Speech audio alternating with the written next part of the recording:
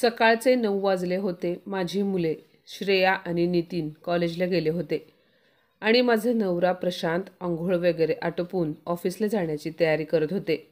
तोपर्यंत मी प्रशांतचा नाश्ता आणि टिफिन डायनिंग टेबलवर तयार ठेवला होता. प्रशांतने खूप अनिच्छेने नाश्ता केला आणि नेहमीप्रमाणे बडबड करत ते घराबाहेर निघून गेले. त्यानंतर मी किचन ओटा स्वच्छ केला आणि चहाचा कप घेऊन सोफ्यावर येऊन बसले. दिवसभरातील हाच क्षण माझा स्वतःचा असायचा, कारण ह्या क्षणामध्ये मी माझ्या सुखदुःखांचा विचार करायचे. चहा पिऊन झाल्यानंतर मी चहाचा कप बाजूच्या टेबलवर ठेवला आणि सोफ्यावर आरामात डोके मागे टेकून भूतकाळाच्या खोल समुद्रामध्ये उतरले. मला माझ्या लग्नाचा दिवस आठवला. आईबाबांनी माझे लग्न धूमधडाक्यात लावून दिले. मुलगा सरकारी अधिकारी होता. घरी शेती, गावाकडे मोठा बंगला. थोडक्यात काय तर आपली मुलगी आयुष्यभर सुखात राहील ह्या विचाराने आईबाबा आनंदी होते. माझी पाठवणी करताना आई आणि वहिनी खूप रडली, तर बाबा आणि माझा दादा तोंड लपवून डोळ्यातील पाणी लपवण्याचा प्रयत्न करत होते. वहिनी माझे सांत्वन करत म्हणत होती, मधू, तू सर्व गुणसंपन्न आहेस. तू पाहशील प्रशांतराव आणि तुझ्या सासरची मंडळी तुला खूप प्रेम देतील, तेव्हा तुला आमची आठवणही होणार नाही. असे बोलताच सर्वजण हसले. लग्न होऊन सासरी आले. आमची कार सासर घरच्या गेटसमोर थांबली.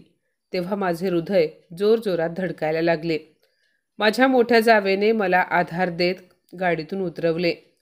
मी खाली मान घालून हळूहळू चालत होते, पण अचानक मला जोराचा हिसका बसला, कारण त्यांच्या उपवस्त्राला माझ्या चुनरीची गाठ बांधली होती. प्रशांत माझ्यासोबत न चालता जोरात पुढे चालत होते, त्यामुळे मी त्यांच्या मागे एखाद्या जीव नसलेल्या गाय किंवा बकरीप्रमाणे ओढली जात होते. जमलेली पाहुणे मंडळी आमच्याकडे पाहत होती. मी दरवाजात पोहोचले आणि उंबरठ्यावरचे माप ओलांडून घरात गेले. तेव्हा जावेने आम्हा दोघांना सोफ्यावर बसवले, पण माझा नवरा मिनिटभरही माझ्या शेजारी बसला नाही. तो पटकन उठला आणि खोलीत निघून गेला. काही वेळाने मीही त्याच्या खोलीत गेले. तेव्हा प्रशांत बेडवर घोरत झोपले होते. मी खूप नाराज झाले. मला असे वाटले की ते बिचारे लग्नामुळे थकले असतील, त्यामुळे झोपले आहेत. पण त्यानंतर मला नेहमीच असे वाटत होते की प्रशांत माझ्यापासून दूर दूर राहतात. तेव्हाही मला असे वाटले की बहुतेक घरातील माणसांमुळे त्यांना माझ्याशी बोलायला संकोच वाटत असेल. लग्नानंतर 15 दिवसांनी आम्ही मुंबईला आलो, कारण प्रशांत मुंबईमध्ये नोकरी करत होते. आमच्या सामानाचा ट्रक आधीच पोहोचला होता. तिथे गेल्यानंतर प्रशांतने काही ओळखीच्या माणसांना सांगून ट्रकमधील सामान उतरवून घेतले. ते सामान लावून द्यायला मदत केली. मला माझ्या नवीन घराची जबाबदारी सांभाळण्याचा खूप उत्साह आणि आवड होती. मी प्रशांतचे मन जिंकून आदर्श पत्नी बनेल, प्रशांतच्या मनावर राज्य करेल असे मला वाटले. लग्नानंतर पहिल्यांदाच प्रशांत ऑफिसला जायला निघाले, तेव्हा मी खूप मनापासून त्यांचा टिफिन बनवला. टिफिनमध्ये डाळ, भात, भाजी आणि शेवयाची खीर बनवून टिफिन पॅक करून त्यांच्याकडे दिला. मी दिवसभर विचार करत होते की आज माझ्या पाककलेची परीक्षा आहे. ऑफिसमध्ये गेल्यानंतर लंच टाईमला ते टिफिन उघडतील तेव्हा खूप खुश होतील. मी बनवलेल्या जेवणाची कौतुक करतील आणि मला फोन करून त्याबद्दल काहीतरी सांगतील असे वाटले. पण मी त्यांच्या फोनची वाट पाहिली. त्यांचा फोन काही आला नाही. त्यानंतर संध्याकाळी मी हलकाचा नाश्ता बनवून खूप आतुरतेने प्रशांत येण्याची वाट पाहायला लागले. प्रशांत ऑफिसवरून आले आणि घरी आल्याबरोबर त्यांनी बॅग बाजूला ठेवली आणि मला मोठ्याने आवाज देऊन बोलवायला लागले. मला वाटले चहा किंवा पाणी असे काहीतरी त्यांना हवे असेल. मी पदराला हात पुसत किचनमधून आनंदाने धावत आले. ते काही बोलणार तेवढ्यात मीच म्हणाले, तुम्हाला आज टिफिनमध्ये दिलेले जेवण आवडले का? यावर ते मला रागावून म्हणाले, मी ऑफिसला जातो की पिकनिकला? आज टिफिनमध्ये काय काय भरून दिले होतेस? असाच जर टिफिन तू रोज मला देत राहिलीस तर माझी तब्येत तर खराब करशीलच, सोबत महिन्याचे बजेटसुद्धा कोलमडून जाईल. अशाने महिन्याचे राशन 15 दिवसातच संपवून टाकशील. किराणा सामान महिन्याआधीच संपला तर मग तुझ्या माहेरचे भरून देणार आहेत का माझ्या घरचे राशन पाणी? नवऱ्याचे असे विचित्र बोलणे ऐकून मला खूप वाईट वाटले. तेव्हा मी त्यांना काहीही बोलले नाही आणि चहा बनवण्याच्या बहाण्याने किचनमध्ये गेले आणि रडायला लागले. मला आठवले की सासरी येताना आईने मला समजावले होते की सुरुवातीला सासरी काही वेळेला कठीण परिस्थितीचा सामनाही करावा लागू शकतो, पण सोबत राहता राहता एकमेकांचे स्वभाव आणि सवयी माहिती झाल्यानंतर सर्व काही सामान्य होऊन जाते. आणि हाच विचार करून मी मनाला समजावत संसाराच्या वाटेवर चालू लागले. पण काही दिवसानंतर माझ्या लक्षात यायला लागले की हा रस्ता वाकडा तिकडा तर आहेच, पण ह्या वाटेवर खाच खळगेसुद्धा आहेत. माझे रंग, रूप, शिक्षण, कार्यकुशलता याची किंमत नवऱ्यासमोर शून्य होती. आता प्रशांत मला रागवण्याची संधी शोधायला लागले. ते नेहमीच माझ्या कामांमध्ये चुका काढत होते आणि मी फक्त आजूबाजूला राहणारे लोक काय म्हणतील ह्या भीतीने माझ्या तोंडाला कुलूप लावून घ्यायचे. त्यांचे क्रोध प्रदर्शनसुद्धा एवढ्या मोठ्याने आवाजामध्ये असायचे की शेजारी राहणाऱ्या लोकांच्या खिडक्या दरवाजे पटकन उघडायला लागायचे. एके दिवशी तर त्यांनी मला अपमानित करण्याच्या सर्व सीमा हद्दपार केल्या. रविवारच्या दिवशी आमच्या शेजारी राहणाऱ्या कविताताईंनी त्यांच्या घरी इडल्या बनवल्या होत्या आणि त्यामुळे त्या आमच्याकडे एका प्लेटमध्ये काही इडल्या, सांबर, चटणी घेऊन आल्या आणि मला म्हणाल्या, मधुरा वहिनी, आज रविवार आहे, त्यामुळे आज मी इडली सांबर बनवला आहे. हे घ्या आणि आता तुम्ही दुसरा कोणताही नाश्ता बनवू नका. गरम गरम इडली खाऊन घ्या आणि भाऊंना पण द्या, असे म्हणत कविताताईंनी त्यांच्या हातातील ताट माझ्या हातामध्ये दिले. तेव्हा प्रशांत तिथेच बसले होते. ते म्हणाले, अहो वहिनी, बंदर क्या जाने अदरक का स्वाद. मी प्रशांतकडे पाहायला लागले. ते पुढे म्हणाले, हिला काय ठाऊक आहे इडली कशी बनवायची. आजपर्यंत हिने पोहे आणि उपीट याशिवाय दुसरा कोणताच नाश्ता बनवला नाही. प्रशांतचे बोलणे ऐकून कविताताई काहीही न बोलता गुपचूप निघून गेल्या. आज मी खूप अपमानित झाले होते, पण असे बाहेरच्या माणसासमोर अपमान झाल्यामुळे माझ्या मनाला ठेच पोहोचली होती. तरीही मी एका शब्दाने त्यांना बोलले नाही. असेच दिवस सरत होते आणि काही दिवसानंतर जेव्हा मला समजले की मी आई होणार आहे, तेव्हा माझा आनंद गगनात मावेनासा झाला. मी विचार केला, जेव्हा प्रशांतला मी ही आनंदाची बातमी सांगेन तेव्हा ते किती खुश होतील. ते त्यांचा सगळा राग झटक्यात विसरून जातील. प्रशांत संध्याकाळी ऑफिसवरून घरी आले. ते टीव्ही पाहत बसले होते. तेव्हा चहाचा कप त्यांच्या हातात देत मी म्हणाले की तुम्ही बाबा होणार आहात. पण ही आनंदाची बातमी ऐकल्यानंतरही त्यांना आनंद होण्याऐवजी ते म्हणाले, अरे देवा, एवढ्या लवकर हे संकट. पण त्यानंतर त्यांनी काहीतरी विचार केला आणि म्हणाले, ठीक आहे, 2 महिन्यानंतर तुझ्या माहेरच्या माणसांना सांग, ते तुला येऊन माहेरी घेऊन जातील. डिलिव्हरीसुद्धा तिथेच होईल. तेव्हा मी त्यांना घाबरत म्हणाले, मी गेल्यानंतर मग तुमची देखभाल कोण करेल. यावर ते पुन्हा रागाने म्हणाले, तुला जेवढे सांगितले आहे तेवढेच करत जा, वायफळ बडबड करत जाऊ नकोस, मूर्ख कुठली. माझ्या मनात अनेकदा यायचे की ह्यांना विचारावे, तुम्ही मला नेहमी असे रागाने का बोलता. पण त्यांचा रागीट चेहरा पाहिला की त्यांना काहीही विचारण्याचे धाडस होत नव्हते. 4था महिना लागल्यानंतर मला माहेरी घेऊन जायला माझा भाऊ आला. खरे तर इतर मुली 7व्या महिन्यात बाळंतपणाला माहेरी जातात, पण मी 3ऱ्या महिन्यानंतर माहेरी जात होते. असो, दादा माझ्या घरी पहिल्यांदाच आला होता, पण प्रशांत फक्त फॉर्मॅलिटी म्हणून दादाबरोबर बोलले. त्यानंतर काही वेळाने आम्ही निघालो आणि मला घेऊन दादा माहेरी आला. घरी आल्यावर दादा मला म्हणाला, मधू, मला तुझ्या नवऱ्याचा स्वभाव काहीसा विचित्र वाटला. हसणे तर दूर, पण मी त्यांना बोलताना सुद्धा पाहिले नाही. त्याचे बोलणे ऐकून मी पटकन त्याला म्हणाले, दादा, अरे त्यांना ऑफिसमध्ये खूप काम असते आणि त्यात माझे माहेर जाणे ह्या सर्व गोष्टींमुळे ते उदास झाले असतील. तेव्हा तो हसत म्हणाला, अगं मग मी काय तुझ्या घरी रोज रोज येत असतो का त्यांच्याशी बोलायला. यावर मात्र मी काहीच बोलले नाही. माहेरी सर्वांनी माझी खूप काळजी घेतली. त्या सर्वांनी आनंदी वातावरणामध्ये ठेवले. त्या आनंदी वातावरणात दिवस कसे सरले हे समजलेच नाही. माझ्या डिलिव्हरीची वेळसुद्धा आली. मला लेबर पेन सुरू होताच पटकन हॉस्पिटलमध्ये नेण्यात आले. बाबांनी याबद्दल प्रशांतला सांगितले. खरे तर अशा वेळी माझ्या नवऱ्याने माझ्यासोबत असायला पाहिजे असे मला वाटत होते, पण त्यांना कळवूनही ते आले नाहीत.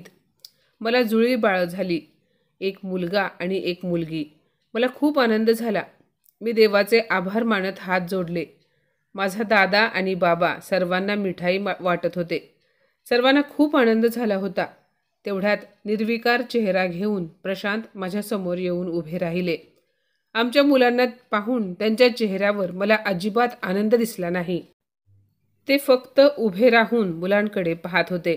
2 दिवस पाहुण्यांप्रमाणे थांबून पुन्हा निघून गेले, जसे की इथे येऊन त्यांनी आमच्यावर उपकार केले आहेत. जाता जाता ते बाबांना म्हणाले, 1.25 महिना झाल्यानंतर तिला सासरी पोहोचवा. मला घरातील कामांमुळे खूप त्रास होतोय. 1.25 महिने झाल्यानंतर दादा मला सासरी मुंबईला पोहोचवायला आला. माहेरी असताना आई आणि वहिनी बाळांची खूप काळजी घेत होत्या, पण इथे मुंबईला आल्यानंतर अशा परिस्थितीमध्ये 2 लहान बाळांना सांभाळणे म्हणजे खूपच अवघड काम होते. त्यामुळे दादा जाता जाता त्यांना म्हणाला की भाऊजी, आता मधूला 2 मुले सांभाळत घरातील कामे करणे काही सोपे नाही. तुम्ही लवकरात लवकर घरकामासाठी एक कामवाली बाई लावून द्या. तेव्हा ते दादाला ठीक आहे असे म्हणाले, पण त्यांनी तसा प्रयत्न मात्र केला नाही. आता माझी अग्निपरीक्षा सुरू झाली. कमजोर शरीरासोबत मुलांना सांभाळणे आणि घरातील सर्व कामे करणे काही खायचे काम नव्हते. घरकामासाठी कामवाली बाई ठेवण्याची शक्यता काही वाटत नव्हती. मला खूप त्रास होत होता. त्यामुळे मी एके दिवशी धाडस करून त्यांना म्हणाले, अहो, मी इथे शेजारी कविता वहिनींना विचारून पाहू का, कोणी कामवाली घरकामासाठी भेटेल का म्हणून. इकडे जवळपास बऱ्याच घरांमध्ये घरकाम करायला बायका येतात. हे ऐकून त्यांच्या कपाळावर आठ्या पसरल्या. ते मोठ्या आवाजात म्हणाले, माझी एवढी ऐपत नाही की मी घरकामासाठी कामवाली ठेवू शकेन. जर तू स्वतःला महाराणी समजत होतीस तर इकडे येताना तुझ्या माहेराहून कोणाला तरी घेऊन यायचे होतेस. त्यांचे असे बोलणे ऐकून मी स्तब्ध झाले. मी मनात म्हणाले, प्रशांत चांगल्या पोझिशनवर काम करतात, पण घर खर्च करताना एवढी कंजूशी का करतात, हे काही मला समजत नव्हते. आपल्या आईसाठी, बहिणीसाठी, वहिनीसाठी तर ते मोकळ्या मनाने भेटवस्तू आणतात, त्यांना खर्च करायला पैसे देतात.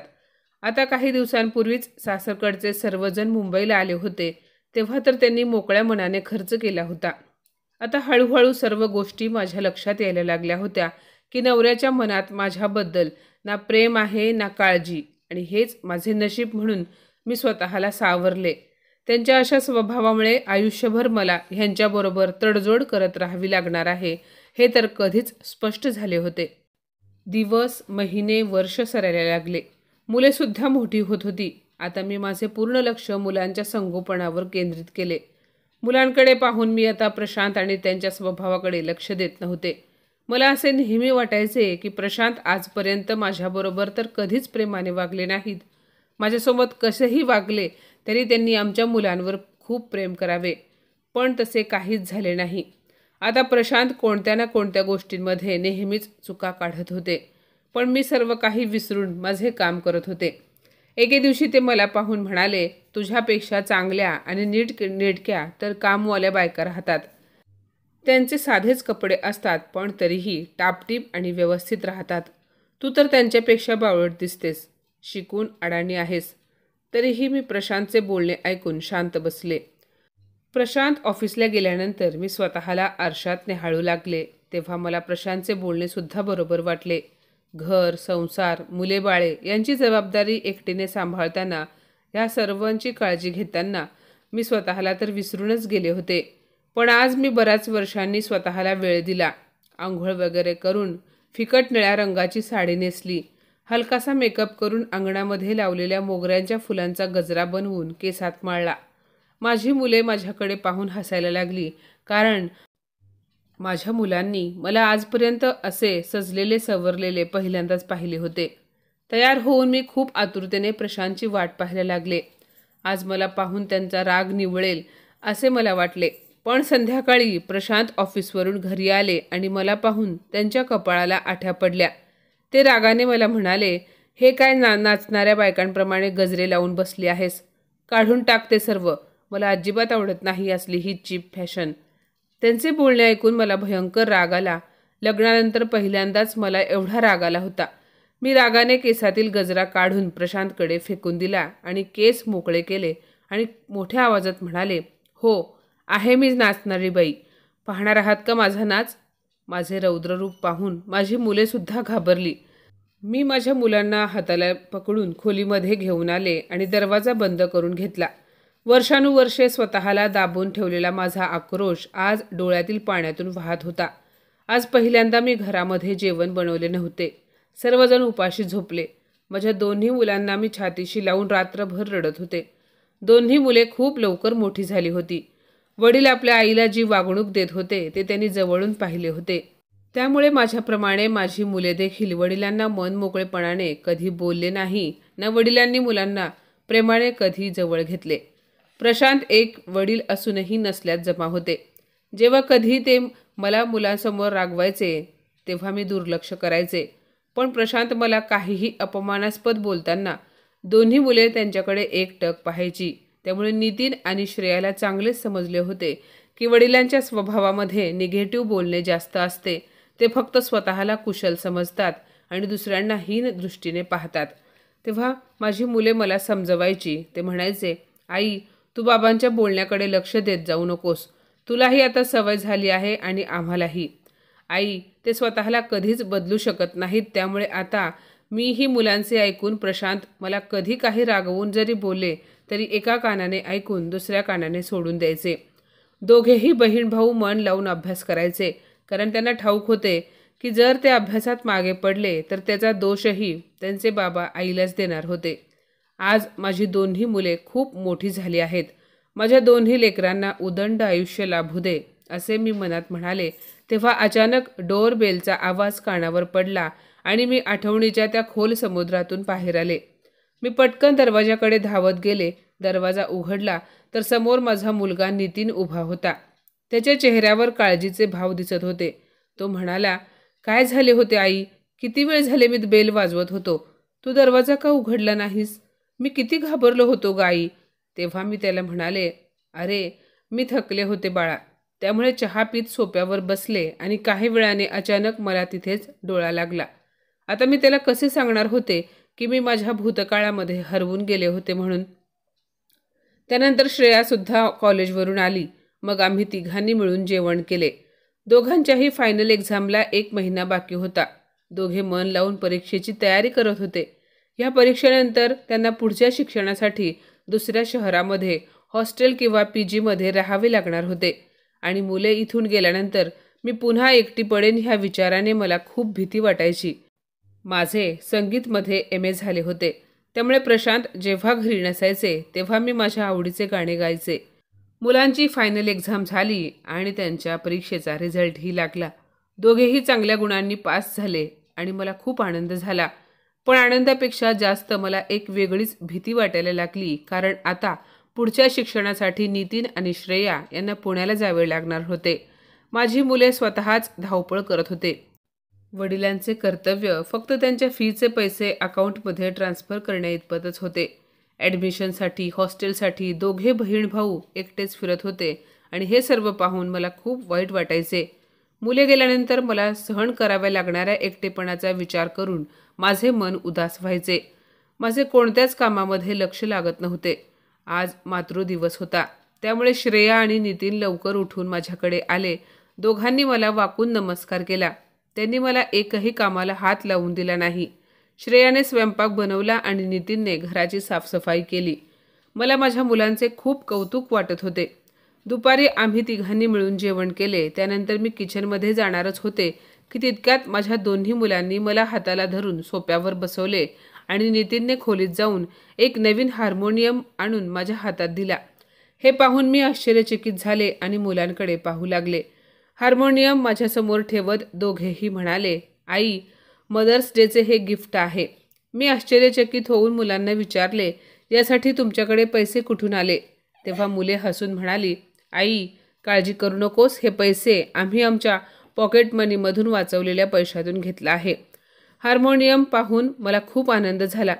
मी दोन्ही मुलांना जवळ घेतले. तेव्हा नितीन म्हणाला, आई, जेव्हा बाबा ऑफिसला जातील तेव्हा तू तुझा रियाज करत जा. आम्ही बाहेरगावी जाणार आहोत, त्यामुळे तू एकटी पडशील हा विचार करून आम्ही तुला हा हार्मोनियम भेट दिला आहे. खरंच माझी दोन्ही मुले बरोबर माझ्या मनातील ओळखत होती, त्यामुळे माझ्या डोळ्यात हार्मोनियम पाहून आनंदाश्रू आले. मी तो हार्मोनियम मुलांच्या खोलींमध्ये लपवून ठेवला. माझ्या शरीरामध्ये स्फूर्ती आल्याप्रमाणे वाटू लागले.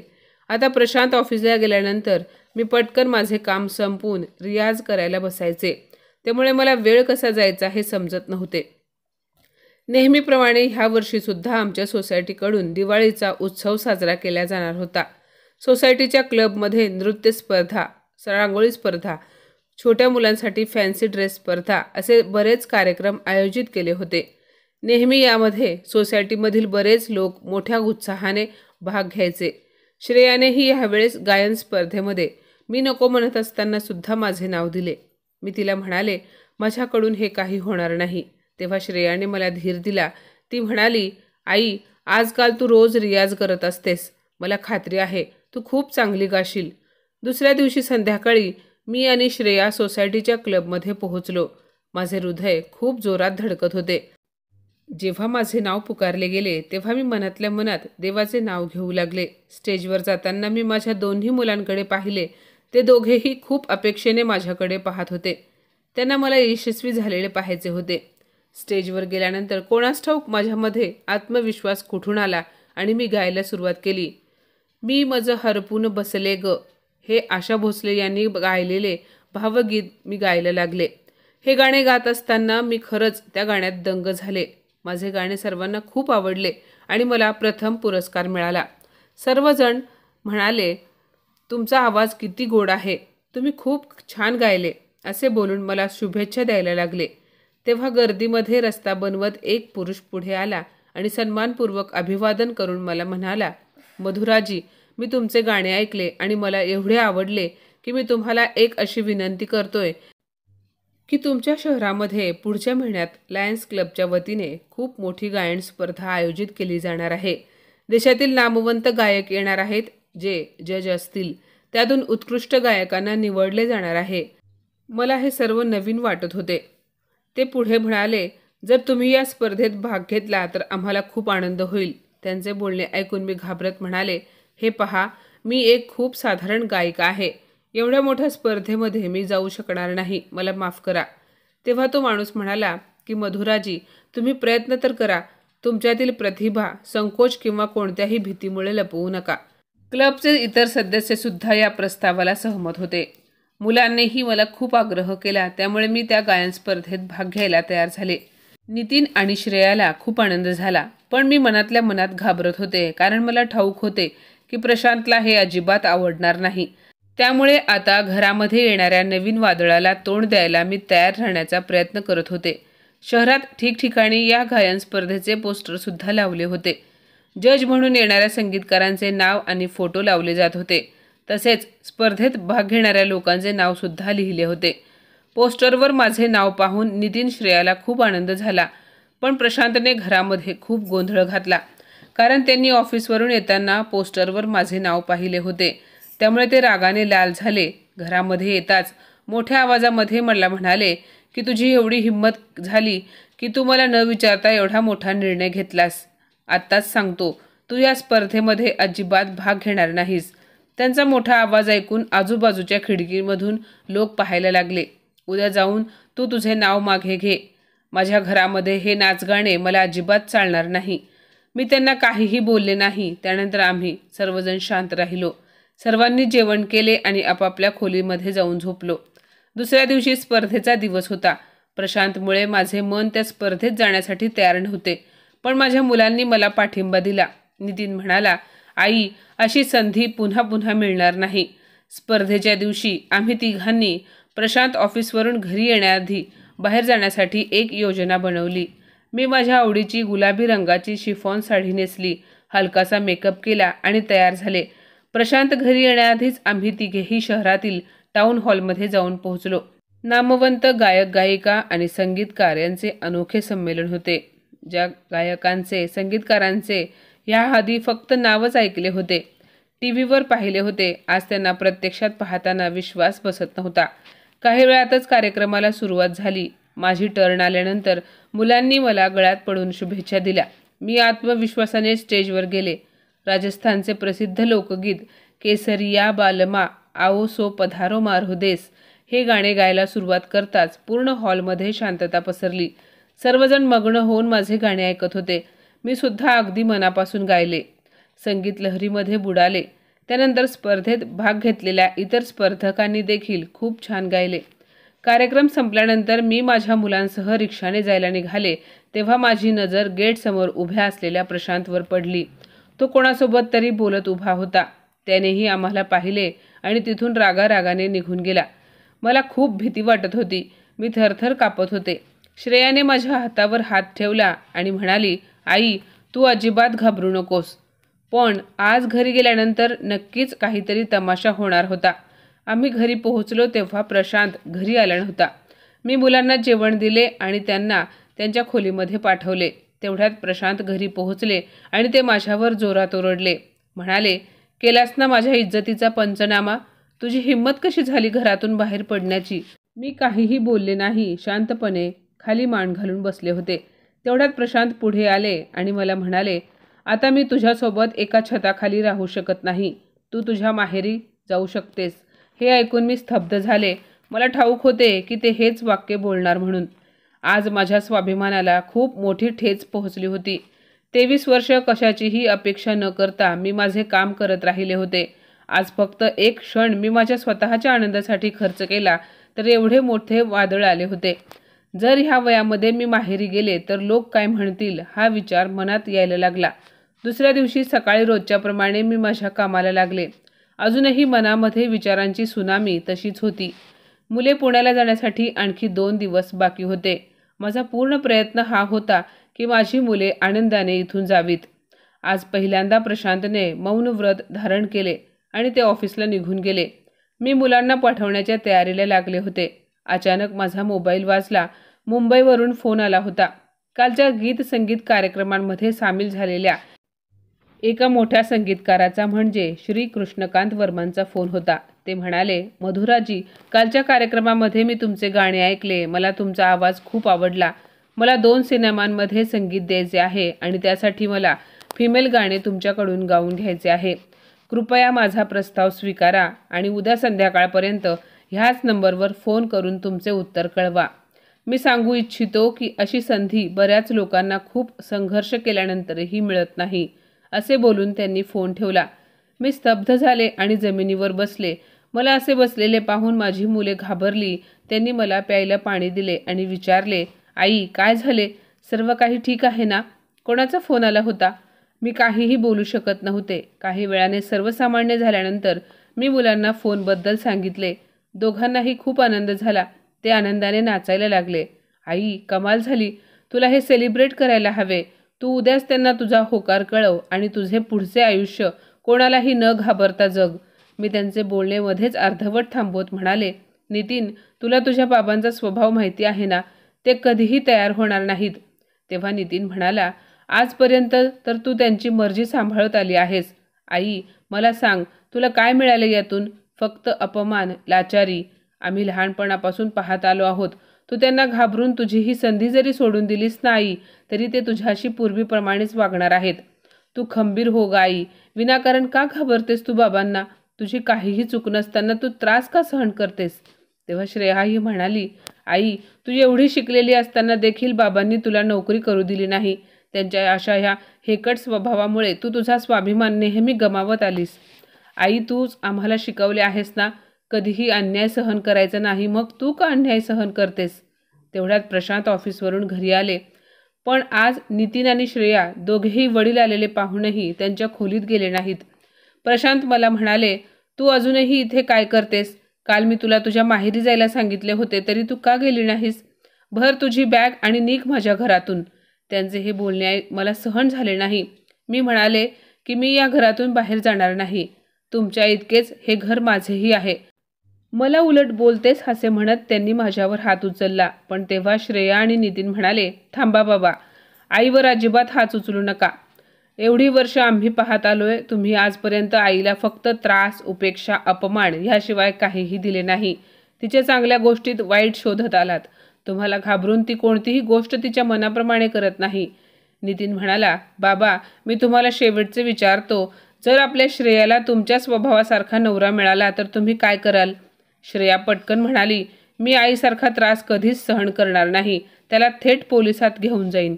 आपल्या दोन्ही मुलांचे बोलणे ऐकून प्रशांत थक्क झाला. लग्न झाल्यापासून आजपर्यंत त्याने मधुराला जो काही त्रास दिला ते सर्व त्याच्या डोळ्यासमोर यायला लागले. आणि विशेष म्हणजे ह्या सर्वामध्ये त्याला त्याच्या हे सर्व मुलीसोबत घडत आहे असे वाटायला लागले. त्यामुळे तो जोरात ओरडला, मी माझ्या श्रेयासोबत असे काहीही होऊ देणार नाही. असे म्हणून तो रडायला लागला. आम्ही तिघेही त्याच्याकडे आश्चर्याने पाहत होतो. तो खोलीत निघून गेला. दुसऱ्या दिवशी सकाळी मी माझ्या कामामध्ये बिझी होते. मुले पुण्याला जाण्याची तयारी करत होते. तेवढ्यात प्रशांत खोलीतून बाहेर आला. आज तो मला खूप बदलल्यासारखा वाटत होता. आम्हा तिघांकडे त्याने पाहिले आणि मला म्हणाला, मधुरा, मला माफ कर, मी चुकलो. मी तुझ्याशी खूप वाईट वागलो. खरे तर मी कधीच तुला कोणत्याही गोष्टींमध्ये स्वातंत्र्य दिलेच नाही. आणि काल जेव्हा नितीनने माझे डोळे उघडले तेव्हा मला वाटले की उद्या जर माझ्या मुलीला माझ्या स्वभावासारखा मुलगा नवरा म्हणून मिळाला तर तिचेही तुझ्याप्रमाणे हाल होतील. त्यावेळेस माझ्या काळजात धस्स झाले. कोणत्याही बापाला आपल्या मुलीला होणारा त्रास कधीही पाहणार नाही. तू खूप सहन केले आहेस. खरे तर माझी चूक अक्षम्य आहे, तरीही मला माफ कर. नेहमी पुरुषी अहंकार बाळगून असणारा प्रशांत आज एकदम सौम्य भाषेमध्ये बोलत होता. मी त्याच्याकडे पाहायला लागले. तो पुढे म्हणाला, काल मला नितीनने सांगितले की तुला कोणीतरी सिनेमामध्ये गाण्यासाठी ऑफर दिली आहे, तर तू त्यांना होकार कळव. आता मी तुला थांबवणार नाही. तुला यापुढे मन मारून जगू देणार नाही. बाबांचा बदललेला स्वभाव पाहून नितीन आणि श्रेया प्रशांतच्या गळ्यात पडले. प्रशांतने मुलांची देखील माफी मागितली. आज पहिल्यांदा मी प्रशांतला आणि मुलांना असे एकत्र पाहिले होते. मला आज पहिल्यांदा असे वाटले की माझे कुटुंब पूर्ण झाले आहे. त्यानंतर स्वतः प्रशांतने श्री कृष्णकांत वर्मांना फोन लावला आणि माझी पत्नी तुमच्या फिल्ममध्ये पार्श्वगायन करेल असे सांगितले.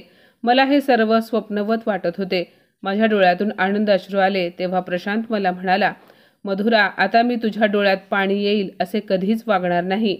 असे बोलून प्रशांतने मला मिठी मारली.